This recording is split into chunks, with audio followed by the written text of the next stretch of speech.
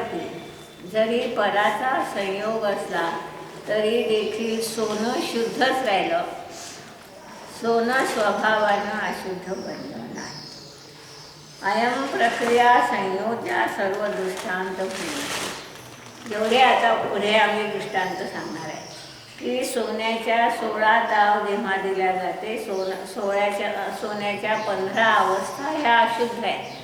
त्या अशुद्ध दशेतही सोनंच राहिलं, ते अशुद्ध झालं नाही. हे सिद्ध जसं झालं तसं पुढचे जे सगळे आम्ही दृष्टांत देणार आहोत तर पर्यायीमध्ये अशुद्धता असतानाही आत्मा स्वभावानं अशुद्ध होत नाही, तो स्वभावानं शुद्धच राहतो. हा भाग सगळ्या दृष्टांतावर लावून घ्या म्हणतात. साध्यार्थस्य विरोधेनं साधना अलंकार. जे काही साध्य आहे त्या साध्याला सिद्धी करण्यासाठी सगळे दृष्टांत लावून घ्यायचे असतात. आता कमलाचा पहिला दृष्टांत सोन्याचा दिला होता. दुसरा दृष्टांत आहे कमलपत्राचा.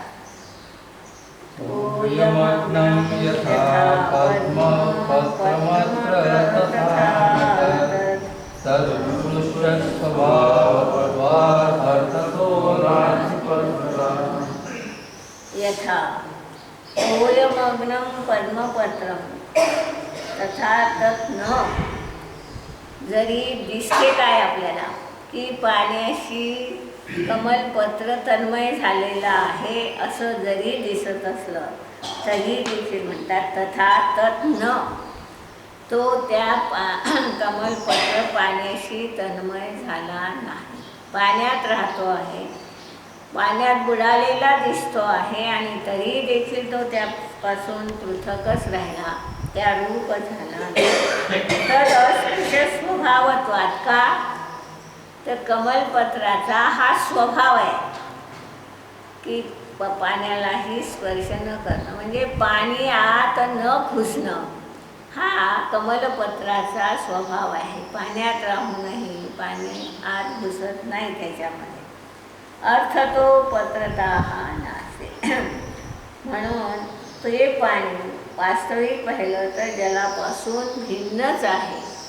म्हणजे तो पत्र जे आहे, पान जे आहे कमलपत्राचं, ते पान त्या पाण्यापासून भिन्न झालं. पाण्यात राहूनही पाण्यापासून भिन्न.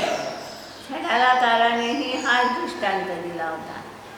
त्यांनी हे 2 दृष्टांत तर नक्की होते. कादे मे हे मामला आहे, चिखलात राहूनही सोनंच राहिलं, जमलं नाही. दुसरा दृष्टांत काय दिला होता, कमलपत्र जलमे भिन्न कमल आहे. आणि तिसरा दृष्टांत दिला आहे नगर नारिका प्यार यथा. ती दृष्टांत इथे दिलेली आहे त्यांनी की तद अस्पृश्य स्वभावत्वात. कमलपत्राचा हा स्वभावच आहे की पाण्यात राहूनही पाण्याशी समरस न होणं, तन्मय न होणं हा कमलपत्राचा स्वभाव असल्यामुळे अर्थतः पत्रतः नास्ति. ते कमलपत्र पाण्यात राहूनही पाणीमय कधी झालेलं नाही.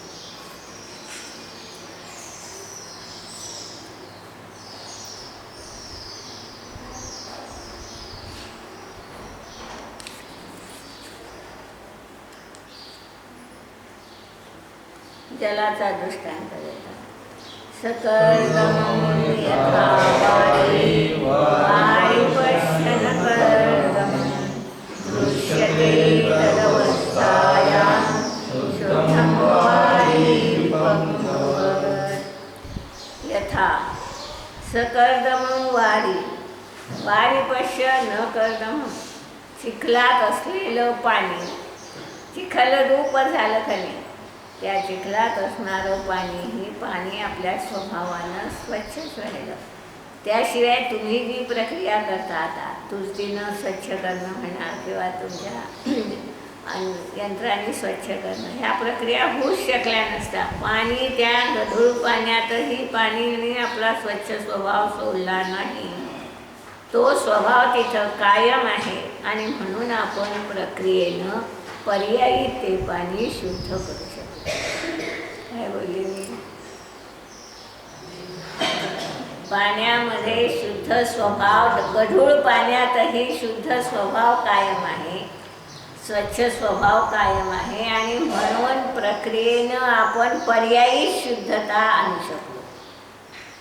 पाणी पर्यायीनं जेव्हा आपण शुद्ध करतो तेव्हा ती प्रक्रियेनं करू शकलो. तर आपल्याला असं वाटत असेल की आम्ही प्रक्रियेनं पाणी शुद्ध केलं, तर म्हणतात आपल्या प्रक्रियेनं पाणी शुद्ध होऊ शकलं नसतं जर त्या पाण्यामध्ये शुद्धता नसती तर. त्या पाण्यामध्ये स्वयंशुद्धता होती आणि म्हणून ते शुद्ध रूपाने परिणत होतं. दृश्यते तदावस्थायां शुद्धं वारे विपक्वत. त्या काळातही म्हणतात, त्या अवस्थेतही शुद्ध जल, चिखलाविना शुद्ध असणारं पाणी असू शकते. हा भाग दिसणारा महत्त्वाचा आहे. का तुम्ही प्रक्रिया करू शकला, तुरटी का फिरवू शकला? तुम्हाला हे माहीत होतं की पाणी चिखल रूप झालं नाही, हे ज्ञान होतं आणि म्हणूनच ही प्रक्रिया आपण करू शकतो. त्याप्रमाणे म्हणतात त्याला ज्ञान असते की जरी हा आत्मा या सगळ्या विकाराच्या थारोळ्यात राहतो आहे तरी तो विकारी झाला नाही. हे ज्ञान असल्यामुळे तो प्रक्रियेनं आपल्या शुद्ध आत्म्याची उपासना करतो. तिसरा दृष्टांत आहे, अग्निर्यथा तृणाग्निः स्यात् उपचारात् तृणं दहन् नाग्निस्तृणं तृणं नाग्निरग्निस्तृणं तृणं प्रतिबिम्बं यथा दर्शे सन्निकर्षात् फलाविना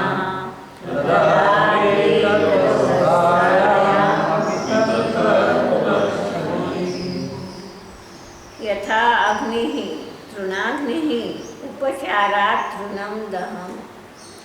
आम्ही म्हणतो की ही गवताची अग्नी आहे, तर उपचारानं अग्नीनं तृणाला जाळलं, गवताला जाळलं असा व्यवहार होतो. म्हणतात न अग्नी तृणम, त्यावेळी ही अग्नी तृणरूप झाला नाही. तृणम न अग्नी, गवत अग्निरूप झाला नाही. अग्नी अग्नीही, अग्नी अग्नीच राहिला, तृण तृणच. हे भेद विज्ञान करावं लागेल. आम्हाला दिसतं तसं मानतो आम्ही. आम्हाला हे दिसत असते की गवत जळत आहे, अग्नीनं गवताला जाळलं, तर म्हणतात अग्नी त्याही वेळी अग्नी अग्नी राहिला, गवत गवत राहिला. हे दोन असे पृथकच राहतात. त्याप्रमाणे ही कालिमा आणि शुद्ध आत्मा, शुद्ध आत्मा असतानाही कालिमा आहे, कालिमा असतानाही शुद्ध आत्मा राहू शकतो. प्रतिबिंबम यथादर्शे, आरशामध्ये जसं प्रतिबिंब पडतं, सन्निकर्षात कलापिना. हा सन्निकर्ष झाला असताना, मयुराचा सन्निकर्ष झाला असताना आरशात जसा मयूर दिसतो तदात्वे, त्या काली देखील, तद अवस्थायामपि, त्या अवस्थेमध्ये देखील, तत्र कुताहा शिखी, त्यात मोर गेला काय म्हणतात, मोर मोराच्याच ठिकाणी राहिला. जे आरशाचं प्रतिबिंब आहे ते आरशाचीच पर्याय राहिली, मोराची पर्याय गेली नाही. मोरही आरशात गेला नाही. स्फटिक मणीच्या स्वच्छतेचा हा स्वभाव आहे, तसा ज्ञानाचा हा स्वभाव आहे की तो ज्ञेयाला जाणणे, रागद्वेषाला जाणे, परंतु ज्ञान रागीद्वेषी कधी होत नाही. जपा पुष्पोपयोगेन विकारस्फटिकाश्मने अर्थासोऽपि विकारस्य वास्तववस्तुताम्. जपा पुष्पयोगेन स्फटिकाश्मनेः विकारः. जपा पुष्प जर त्या स्फटिकाच्या मागे ठेवलं तर त्या स्फटिकामध्ये लाली दिसून येते. स्फटिकमणी लाली रूप झाला असं भासतं. तर ती जी लाली आहे ती कुणाची? स्फटिक मण्यामध्ये जी लाली दिसली त्या फुलाच्या संयोगानं, ती लाली कुणाची म्हणतात? ती लाली स्फटिकाचीच आहे. तर त्यावेळी ती स्फटिकाची लाली देखील स्फटिकाच्या स्वभावापासून भिन्न आहे. दोन गोष्टी मुलाच्या लक्षात घ्यायच्या की इकडचा मोर तर भिन्न आहेच. स्फटिकामध्ये दिसणारी लाली जी आहे ती लाली ज्या जपा पुष्पानं आली तो पुष्प तर भिन्न आहेच आरशापासून, पण त्या आरशामध्ये आलेली जपा पुष्पामुळे जी आरशाची लाली आहे ती आरशाची लाली देखील आरशाच्या स्वभावापासून भिन्न आहे. त्याही वेळी आरशाचा स्वच्छता स्वभाव नष्ट झाला नाही हे दाखवायचं आहे त्या दृष्टांताच्या द्वारे.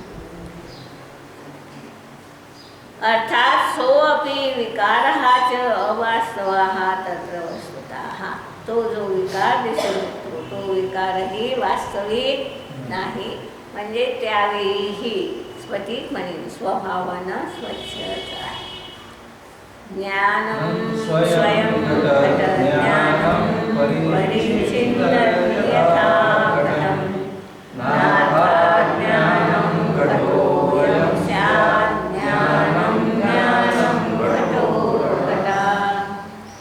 ज्ञानं स्वयं घट ज्ञानं परिच्छिन्नं यथा घटं.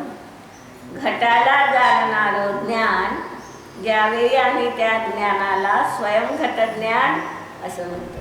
ज्ञान स्वयंघट रूपानं परिणत झालं त्यावेळी होणारं ज्ञान हे घटज्ञान असं म्हटलं जाते. त्याही वेळी म्हणतात अर्थात ज्ञानं घटो न. ज्ञान कधी घटरूप झाला नाही किंवा घटही कधी ज्ञानरूप झाला नाही.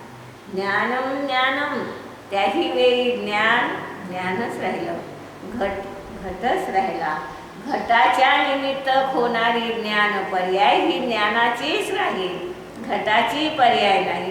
घटाची पर्याय घटात आहे, ज्ञानाची पर्याय ज्ञानात आहे. त्या घटाला जाणते म्हणून घटज्ञानात अशुद्धता आली असं नाही. वारिधी सोत्तरंगोऽपि वायुना प्रेरितो यथा नाथादेशं तथा वेति वारावारसमीरयो. वारिधी सोत्तरंगोऽपि वायुना प्रेरिता यथा. ज्याप्रमाणे म्हणतात वारा सुटला असेल तर समुद्राच्या लाटांना भरती येते.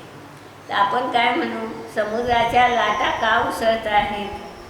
वाऱ्याने समुद्राच्या लाटा उसळता आहेत असं दिसणार आहे आपल्याला की जेव्हा वायू फिरतोय तेव्हा लाटा उसळता आहेत. तर सोत्तरंगोऽपि वारिधीः. समुद्रामध्ये उत्तरंग म्हणजे लाटा उसळत असल्या वायूला प्रेरिताः. पण केव्हा? वाऱ्याने जेव्हा समुद्र प्रेरित होतो त्यावेळी लाटा जरी उसळत असल्या तरी म्हणतात अर्थात तदात्वेऽपि. त्या काली देखील, हा शब्द सगळ्यात मोलाचा आहे, ज्यावेळी वाऱ्या घुसला आहे आणि समुद्राला लाटा उसळत आहेत त्या काली, ज्यावेळी संथ आहे समुद्र त्या कालचा तो प्रश्नच नाही उभा राहत म्हणतात. पण ज्यावेळी समुद्र खवळला आहे, लाटा उसळत आहेत खूप, त्या काली देखील तदात्वेऽपि पारावार समीरयोः ऐक्यं न. पारावार आणि समुद्र म्हणजे वारा आणि समुद्र हे कधी एकरूप झाले नाही. सर्वतः सैन्धवं खिल्यं चित्रोपदं शुचे.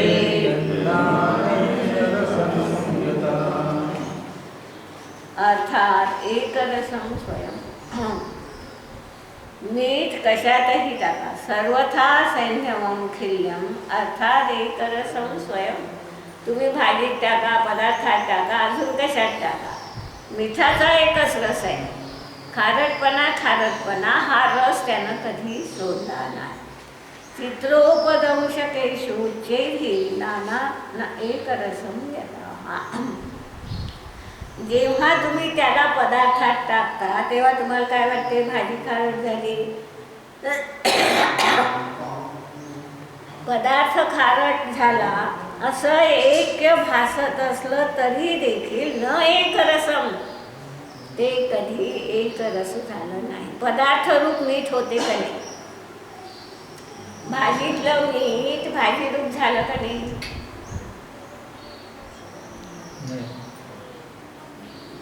भाजी खारट झाली असं मान्यच येतं.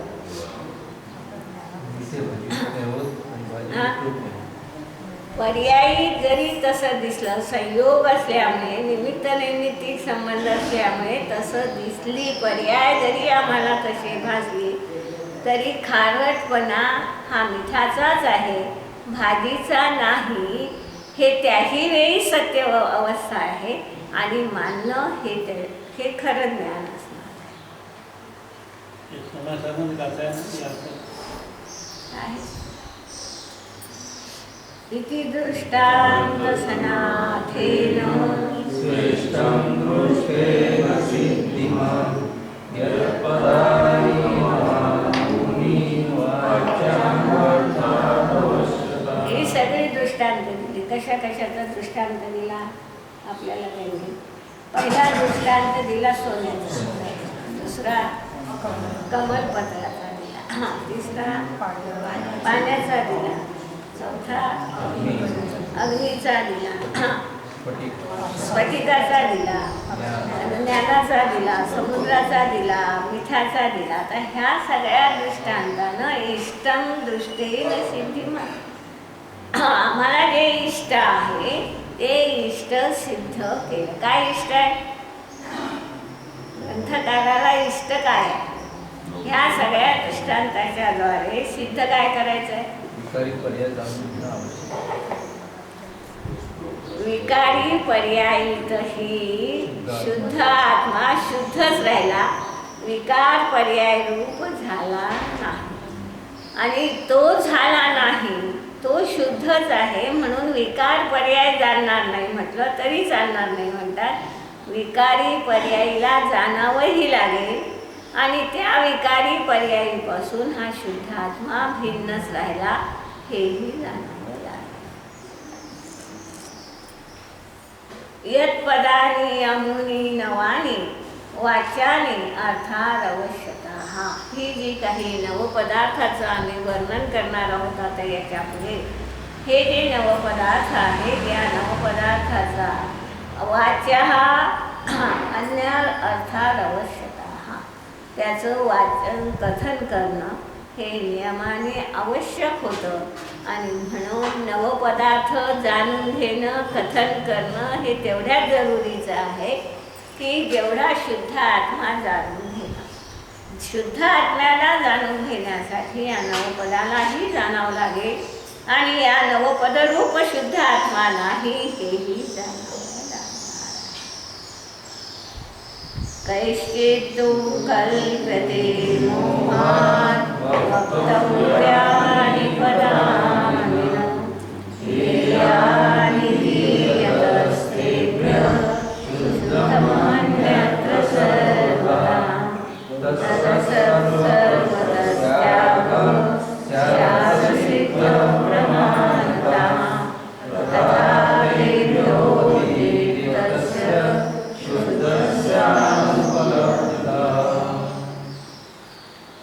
म्हणतात असा कुणाचा विकल्प आहे जीवनात? कैश्चित कल्पते मोहात, आपल्या मिथ्या मान्यतेमुळे, आपल्या एकांत दृष्टीमुळे कोणी कोणी असं मानतात. काय म्हणतात? पदानी वक्तव्यानी न, ही नवपद सांगितली नसती तर आमचा गोंधळ झाला नसता. इकडे तुम्ही नवपदार्थ जाणा म्हणतात, नवपदार्थाचं स्वरूप समजून घ्या, त्याच्या परिभाषा लक्षात घ्या. आता डोक्याला एवढा ताप द्या, त्याला हेय म्हणता पुन्हा. कशासाठी म्हणतात? ते जर तुम्ही नवपदार्थ सांगितलेच नसते, एक शुद्ध आत्माच आहे एवढं कथन केलं असतं तर सोपं होत होतं, आमच्या डोक्याला ताणही कमी पडत होता. असं जो कोणी मानणारा असेल तर तो मानणारा कसा आहे? मोहवशात म्हटल्यामुळे काय नक्की झालं? तो मानणारा मिथ्या दृष्टी आहे, एकांतवादी आहे. हेयानिति यतः तेभ्यः शुद्धम अन्यत्र सर्वतः. की हे सगळे हेय आहे म्हणून शुद्धात सर्वतः अन्यत्र. शुद्ध आत्म्यापासून सर्वथा अन्य आहे असं जर मानत, असं म्हणजे एक शुद्ध आत्मा आलं आणि हे विकार आलं. सांख्यांनी काय केलं? शुद्ध आत्मा स्वतंत्रच मानला आणि त्यामध्ये असणारे हे विकार किंवा त्यामध्ये असणारी सारी मलिनता ही सगळी प्रकृतीची मानली, अत्यंत भिन्न मानलं. तर असं अत्यंत भिन्न मानणारा ही मिथ्या दृष्टी, विकार आत्म्यात नाही मानणारा ही मिथ्या दृष्टी आणि शुद्ध आत्मा विकारी आहे मानणारा ही मिथ्या दृष्टी.